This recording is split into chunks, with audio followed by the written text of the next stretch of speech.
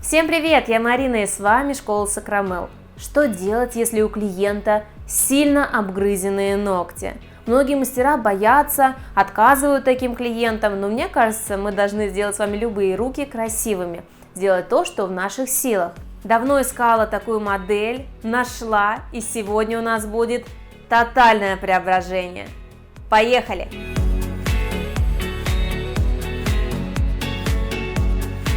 Сегодня у меня вот такие ручки на преображение, очень короткие, обкусанные, ладошки влажные, ногти влажные. Модель жалуется, что у нее ничего не держится, ни гель, ни акригель. Единственное, что у нее когда-то кое-как еще держалось, это акриловая система. Сегодня мы попробуем немного другой метод. Я вам расскажу все нюансы, как правильно работать с такой ногтевой пластиной, что мы можем предпринять для того, чтобы носибельность была хорошая. Будет очень интересно, смотрите видео до конца.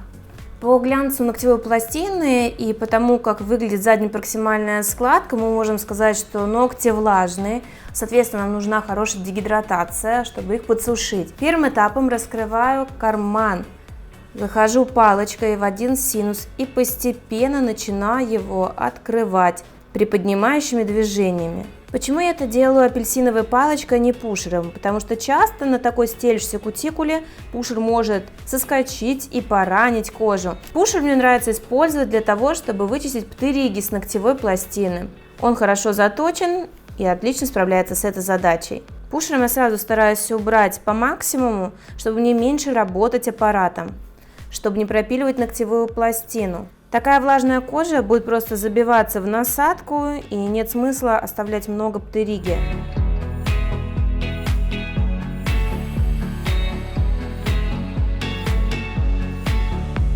При отодвигании кутикулы на среднем пальце вижу уже красную область, очень близко располагаются капилляры, поэтому задача на сегодня – это постараться хотя бы не поранить, ну и вторая уже сделать красивый вид данных ручек.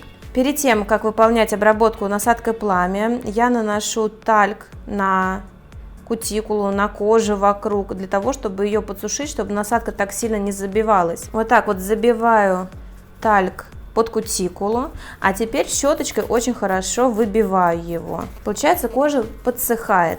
Для вычищения птериги я выбрала насадку пламя с красной насечкой, потому что кожа чувствительная, и если я буду работать с синей, то велика вероятность поранить. Выставляю скорость приблизительно 15-17 тысяч оборотов, она будет зависеть от вашей мощности аппарата. Положение форвард. Прочищаю левую сторону кутикулы, синус и боковую пазуху. В ней я работаю кончиком фрезы. Очень часто мы можем видеть такие ногти у молоденьких девушек, потому что кожа влажная, появляются заусенцы, они их начинают отрывать. Очень часто у них стрессовые ситуации, например, учеба, экзамены.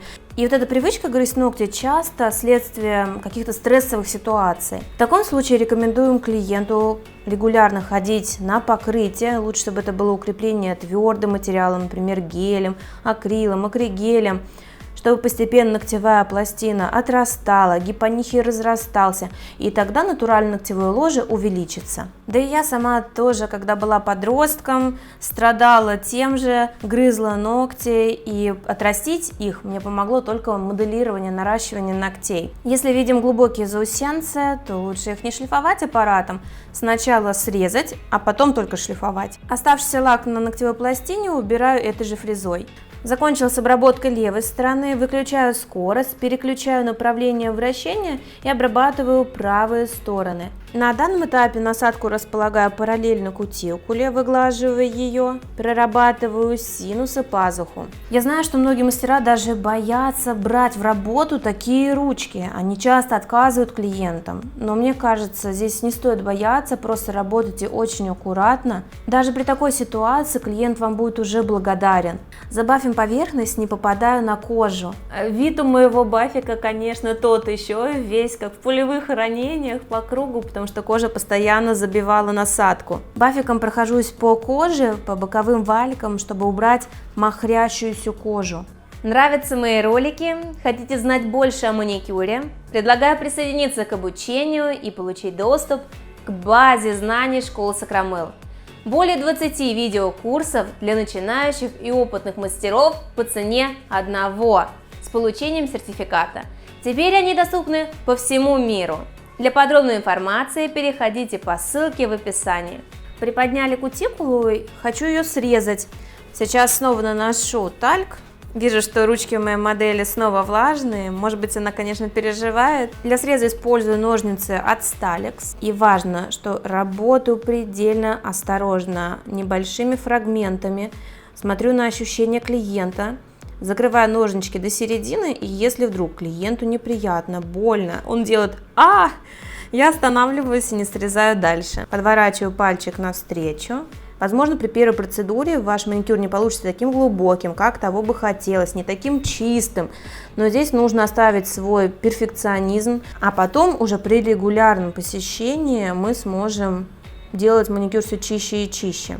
На среднем, где была красная область, я до нее дохожу. На этом месте нормально? Прям каждый шажочек спрашиваю у модели, не больно ли ей. Аккуратно прошла этот участок и дальше срезаю. Кто из вас также затаил дыхание, вместе со мной ставьте пальчик вверх. На заднем проксимальном валике очень аккуратно срезаю заусенцы. Здесь важно не переборщить, чтобы они не пошли дальше. При такой кутикуле после среза вы можете увидеть, что недочищены боковые пазухи, их можно снова доработать аппаратом. Уже после маникюра мы видим, как ногтевая пластина преобразилась и стала длиннее. Вот так выглядят ногти после маникюра, мы смыли пыль. Признаться, в одном месте я немножко совсем поранила капилляр, практически даже этого не видно, поэтому операция по зачистке такой кутикулы, я считаю, прошла успешно. Сейчас обезжириваю ногтевую пластину и наношу все необходимые подготовительные препараты. Следующим этапом наношу препарат, дегидратирующий ногтевую пластину, дегидратор. Быстро можно попадать на кожу. Если мы видим, что дегидратор медленно испаряется, это говорит о том, что в этом месте влажная ногтевая пластина, можно наносить до нескольких раз. Вот после 3 раз обезжиривания мы видим, что ногтевая пластина побелела, то есть подсушилась. Наношу бескислотный праймер, который улучшает сцепку искусственного покрытия и натуральной ногтевой пластины. Важно носить его в небольшом количестве, не наслаивая кисть на предыдущий шаг. Для таких ногтей правильно нужно подобрать базовое покрытие. Я выбираю кислотный материал, пластичный, для того, чтобы он хорошо держался. Наносить буду не кистью из флакона, а отдельной кистью для гелевого моделирования. Набираю небольшое количество материала на кисть и вот такими втирающими движениями, втаптывающими наношу базу. Делается для того, чтобы база проникла между чешуек ногтевой пластины и лучше сцепилась.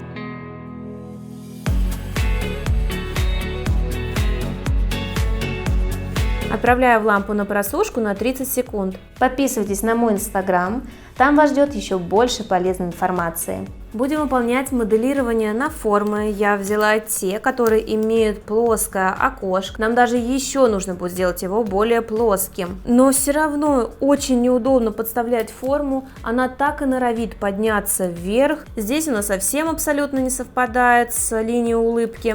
Мы сделаем следующий лайфхак. Возьмем гель. В моем случае это прозрачный гель со стекловолокном. Небольшое количество геля кладу на свободный край и на кожу, имитируя продолжение ногтя. Не переживайте, никаким образом гель не прилипнет настолько сильно к коже и отделится. Отправляю на просушку. Таким же образом поступаю на мизинце, среднем ногте. Указательный у меня хороший, на него я просто так поставлю форму, без дополнительного удлинения. Просушили. Теперь при помощи апельсиновой палочки отделяю гель от кожи. Появляется такой вот воздушный карманчик. Полностью отделять не обязательно. Самое главное создать вот такой карман для подстановки формы. Теперь под этот нарощенный ноготочек мы подставляем форму. Отмечаю ножницами, где необходимо сделать насечки, выточки для боковых валиков, потому что они очень объемные. Соответственно, и ушки выреза будут также большими. Кстати, еще один лайфхак. Если у вашего клиента формы не приклеиваются, постоянно падают, вы можете взять дегидратор и пройтись по вот этим частям. Кожа подсушится, а форма не будет падать. Ножничками или апельсиновой палочкой подталкиваю форму под ноготок и начинаю обжимать, как на миндаль. При виде сверху мы должны с вами видеть треугольник. Тогда ноготь получится визуально красивым, зауженным. Продолжаем моделирование этим же гелем. Делаю свободный край. При короткой длине мы не можем делать длинные ногти. Делаем приблизительно 1 к 1. То есть свободный край будет равен длине ногтевого ложа. Ну, может быть, совсем немножко побольше, для того, чтобы наш миндаль смотрелся миндалем, а не овалом. Подложка должна быть тонкая и равномерная. Смотрим, что все закрыто по боковым сторонам материалом. И отправляем в лампу на просушку на 30 секунд.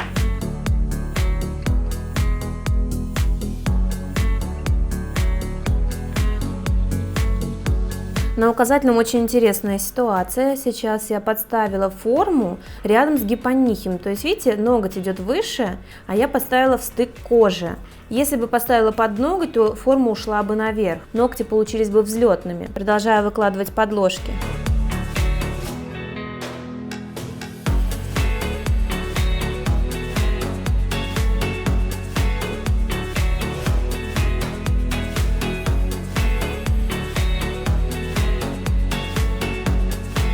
Самое сложное для мастеров — это вырезать правильно вот это углубление, чтобы оно как пазл совпало с линией натуральной улыбки. Отделяю формы, снимаю. С подложками мы закончили, теперь нам нужно выстроить архитектуру. Тонким слоем промазываю всю ногтевую пластину, работаю аккуратно, чтобы вот эти волосиночки не касались кожи. Набираю нужный объем, ставлю каплю на ноготок, раскладываю в зоне кутикулы, здесь у нас должна быть наивысшая точка, укрепленная стрессовая зона, и на свободный край свожу материал на нет. В формировании архитектуры можете помочь себе тонкой кистью. Вот так выглядят ногти с выкладкой материала. Наивысшая точка у нас сейчас находится в центральной части натуральной пластины. Если ногти будут плоскими, то понятно, что при малейшем ударе они сломаются. В некоторых местах затеки, это от того, что вот эти волосинки акригеля касались кожи и туда стекал гель. Но ничего страшного, мы это выпилим. Снимаю липкий слой и приступаю к опилу.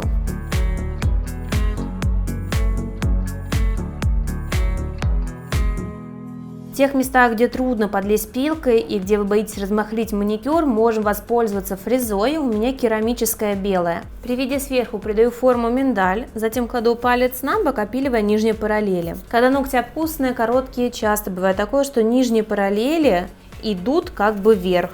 Это нормальное явление. Мы не могли еще сильнее опускать форму, так как на стыке натурального ногтя и свободного края будет очень мало материала, и в данном месте он может сломаться. Приступаю к опилу поверхности, выполняя длинные движения слева направо.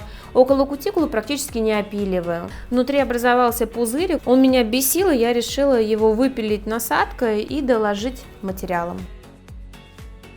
Обезжириваю ногтевую пластину, убираю оставшуюся пыль. Дополнительно в зоне кутикулы прохожусь дегидратором, чтобы цвет не отплывал от нее.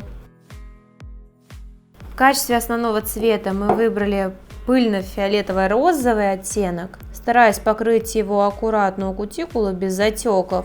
Для прокраски в стык кутикулы использую тонкую кисть. Отправляем на просушку.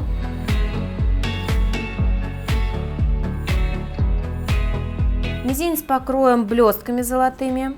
На безымянный сделаем слайдер дизайн. Выбрали рисунок, кладем его на ватный диск, смоченный водой. Слайдер буду прикреплять на остаточную дисперсию цвета. Ожидаю несколько секунд для того, чтобы бумага пропиталась водой и слайдер легко отделился.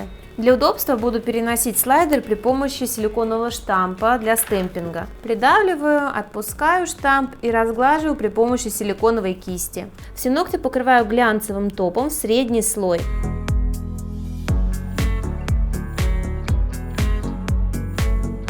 Переворачиваю руку для того, чтобы топ разровнялся.